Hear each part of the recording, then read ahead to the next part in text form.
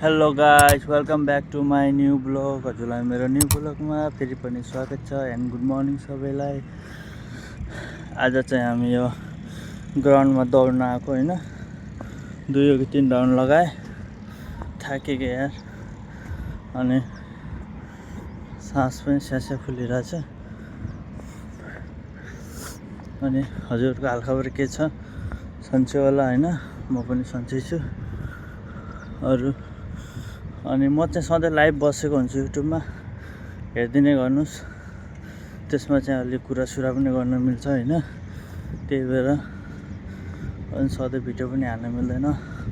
अब त नोकरी पनि पहिला अन्त नाइट सिफ्ट भइसकेको छ। अब पहिला जस्तो भिडियो त्यही हो, लाइभमा चाहिँ रातिमाथि आउन पाउँछु। बोल्नै सकिराखेन हो, सास फ्याफा भएर यस्तो गाह्रो हुन्छ। कन्फ्लो छैन यो ग्राउन्ड पनि आम्मा, पुरा पछाडिबाट चाहिँ घाम लागिरहेछ। अनि यहाँ चाहिँ गाईहरू पनि छ, हेर्नु होला है। कुकुर यहाँ बसेछ, गाईहरू यहाँ छ। ग्राउन्ड हेर्नु कत्रो ठुलो छ, भयङ्कर ठुलो छ हो। बोल्नै सकिराखेन हो, सास फुलेर 2-3 राउन्ड लगाइदिएको। समथिङ यो चाहिँ 1 किलोमिटर होला हो। यहाँदेखि लिएर अगाडिदेखि लिएर वहाँदेखि लिएर त्यो खम्बादेखि लिएर चाहिँ त्यो खम्बा लिएर वहाँ खम्बासम्म छ होइन। 1-1.5 किलोमिटर छ। चाहिँ थाकेकोले रेस्ट लिएको, अब अलिअलि गर्ने। भर्खर नाइट ड्युटीबाट आएको। हालखबर के छ? सन्चै हुनुहुन्छ होला आशा गर्दछु। म पनि एकदम ठिक छु। अब जाडोको महिना छ, अलिअलि मर्निङ वक त आउनु पऱ्यो होइन, त्यही हो। त्यही भएर अलि अब सही कटाउनु पऱ्यो क्या, धेरै मोटो पनि हुन लाग्यो। अब धेरै मोटो भएको राम्रो पनि हुँदैन, शरीरको लागि हानिकारक हुन्छ। त्यही भएर हजुरहरू पनि चाहिँ बिहान बिहान दौडिने, हिँड्ने गर्ने, कसरत गर्ने गर्नु आफ्नो सेहतको लागि पनि राम्रो हुन्छ। म आएको कारणले गर्दाखेरि भन्यो, नत्र भने त म आफै 10 बजीसम्म सुत्ने मान्छे हो। अब नाइट ड्युटी भयो नि त, नाइट ड्युटी भएपछि बिहान चाहिँ दौडिन टाइम मिल्छ क्या, त्यही भएर हो। काटिएको मुख तर यो कुकुरहरू हेर्नु, अझै पनि डुल्न छोडेनन्। कोही कति बेला त हेर्छ हो, टोक्न होला जस्तो गरेर। यहाँको मान्छे होइन भने चिन्यो होला नि, यहाँको कुकुर पनि त्यस्तै छन्, मान्छे जस्तै चिन्दैनन्।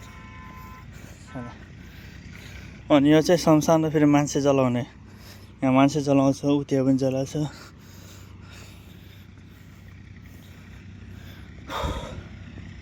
अब चाहिँ अलि डिप सिप्सहरू हान्नु पऱ्यो होइन।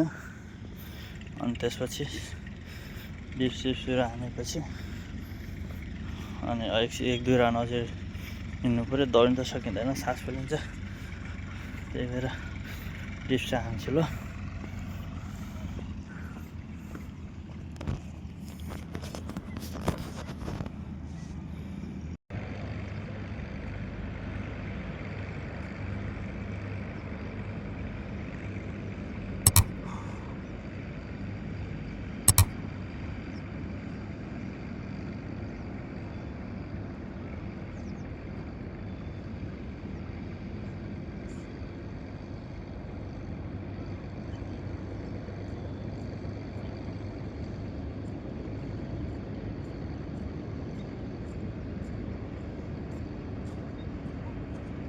अल्छी लाग्यो